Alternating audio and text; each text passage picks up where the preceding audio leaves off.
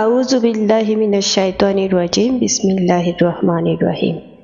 আসসালামু আলাইকুম ওয়া রাহমাতুল্লাহ। আজকের ভিডিওতে আমরা জানব ইসমে আজম ইয়া জাল জালালি ওয়াল ইকরাম এর ফজিলত সম্পর্কে।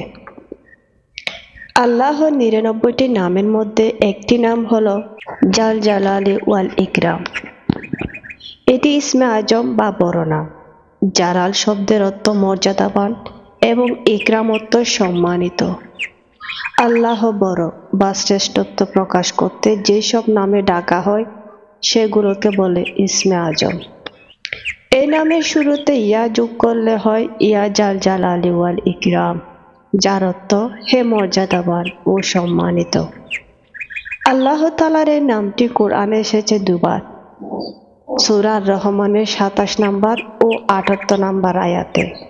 ইয়া জাল জালালি ওয়াল ইকরামের বিস্তারিত অর্থ সমস্ত সৃষ্টি জগতের মালিক, যিনি সৃষ্টিকুল হতে ভয় পাওয়ার হকদার ও একমাত্র প্রশংসার যোগ্য, মহৎ, বড়, দয়া ও ইহসানের অধিকারী। এটি দিনে রাতে বেশি বেশি পড়ার কথা হাদিসে বলা আছে। এটা পড়লে রাসূলুল্লাহ সাল্লাল্লাহু আলাইহি ওয়াসাল্লামকে অনুসরণ করা হবে। নবীজি সাল্লাল্লাহু আলাইহি ওয়াসাল্লাম এক হাদিসে বলেছেন, তোমরা সব সময় ইয়া জাল জালালি ওয়াল ইকরাম পড়াকে অপরিহার্য করে নাও। তিরমিজি শরীফ ৩৫২৫। অর্থাৎ সব সময় এই নাম পড়ার প্রতি নির্দেশ দেওয়া হয়েছে। নামাজের পর সুন্নত আমলের সওয়াব পাওয়া যাবে। নবীজি সাল্লাল্লাহু আলাইহি ওয়াসাল্লাম নামাজ আদায়ের পরে বসা অবস্থায় বলতেন, আল্লাহুম্মা আনতাস সালাম ওয়া মিনকাস সালাম তাবারাকতা ইয়া জাল জালালি ওয়াল ইকরাম।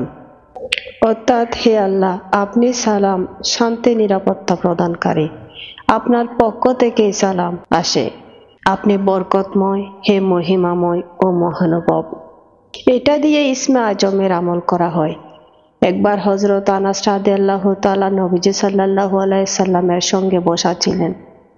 তখন ওইখানে এক লোক এসে নামাজ পড়ে এই দোয়া করল, আল্লাহুম্মা ইন্নী আসআলুকাল বিআন্না লাকাল হামদ লা ইলাহা ইল্লা আনতাল মান্নান বাদিউস সামাওয়াতি ওয়াল আরদ ইয়া জাল জালালি ওয়াল ইকরাম ইয়া হাইয়্যু ইয়া কাইয়্যুম। রাসূল সাল্লাল্লাহু আলাইহি সাল্লাম বলেন, তুমি আল্লাহর দরবারে ইসমে আজমের মাধ্যমে দোয়া করেছ, যে নামে ডাকলে মহান আল্লাহ সাড়া দেন এবং কিছু চাইলে তা দান করেন। তিরমিজি শরীফ ৩৫৪৪।